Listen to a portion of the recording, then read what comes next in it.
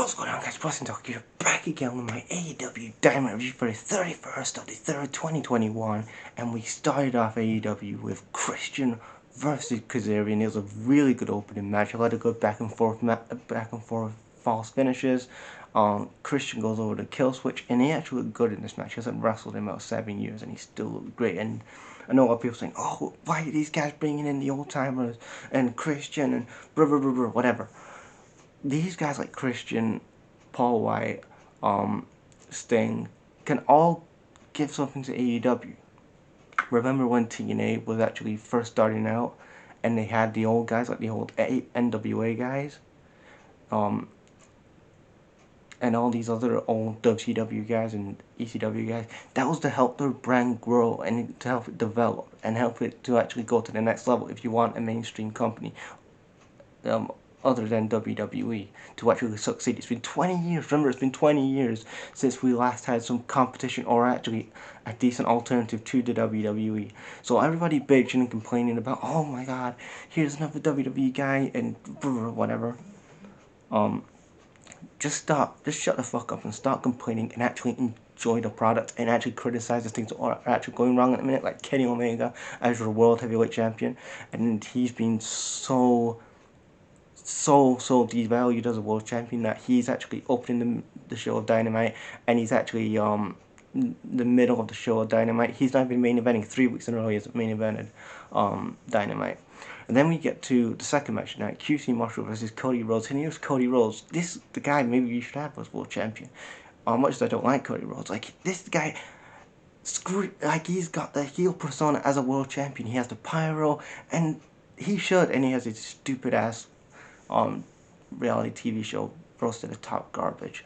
But he should be probably world champion. And I don't want to say that, but Cody Rhodes acts like a more world champion than Kenny Omega, because he's got the pyro, he's got the entrance. What does Kenny do? Like, you know. Anyway, we'll talk about that Kenny thing later. But we have today's QC Marshall exhibition match with Cody. It was a bullshit finish. It was a whatever. QC gets disqualified and stuff like that because he attacks Arn Anderson. Then QC's faction he's building his own faction into the Nightmare Family and whatever. Then we have Team Taz. They're basically, Ricky Starks is talking to Brian Casey, and they're trying to gain back on side again, and basically Brian Cage says we're cool and whatever, so they're still trying to break up Brian Cage, and I am liking that, having Brian Cage on the mic and helping him with his mic skills more. So I really want to see more of Brian Cage. Then we have a Britt Baker promo talking about Thunder Rosa and how that she lost her unsanctioned match, but and stuff like that. Like Britt Baker lost her unsanctioned match, but it still doesn't count because it was unsanctioned. Then you have the MJF with his faction, and then the rest are saying like they're gonna change the locker room of the Inner Circle, like this is their locker room, and then Jericho comes out. The Inner Circle, we have a great brawl with the Inner Circle. Some like MJF gets put through a freezer, and just some great stuff with MJF and Chris Jericho. One of the best feuds in AEW right now is the MJF faction versus the Inner Circle. I really am enjoying that feud. And then we have Nyla Rose and Bunny during the tag team match. It was an okay match. Nyla Rose and the Bunny get the win. Matt Hardy's building up his faction. Then we have Don Callis and Matt Jackson. Basically, Don Callis is like, you're not the Matt Jackson that I recognize from New Japan. You're not the Matt Jackson that was killing it in New Japan and Ring of Honor.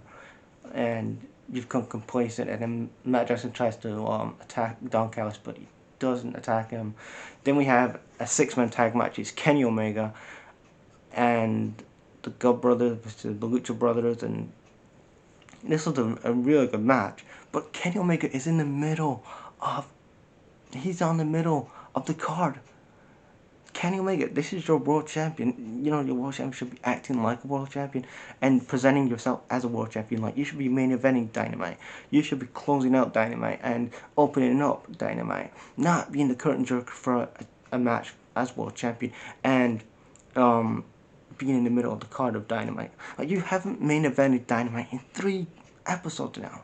3 episodes you've not been main eventing, Kenny, as the world champion. Like, last week it was the TNT title, the women's match, and then this fucking arcade match they had. So 3 weeks in a row that you haven't been main eventing. And it's just so irrelevant as world champion. I know people can say, "Oh my God, can you really did?" Yeah, but whatever he did in Japan doesn't mean shit. Whatever he did in Japan doesn't mean shit. Now he's in AEW. Now he's in AEW now. Yeah, Japan do it differently to what AEW are doing. And the fact of the matter is, he's too busy focusing on his whole thing with Impact Wrestling and the crossover brand deal, instead of actually focusing on trying to build his own world title and actually trying to be the focal point of AEW. But that's my rant on Kenny Omega. And then we have the main event of the night. It was Arcade Anarchy with the Chucky Taylor and Orange Cassidy versus Rusev and Kip Sabian. This was a really fun match. You enjoyed it. You have like the whack-a-mole and all these great stuff. The Lego spot. The end of the match where Trent comes out, he spears Rusev Miro through a table, and then after that, Chucky Taylor does a body slam through a table and gets the win. This was a good ending to Dynamite. Thought it was really great. This was a good episode. So leave your guys' thoughts in the comments, guys. Peace.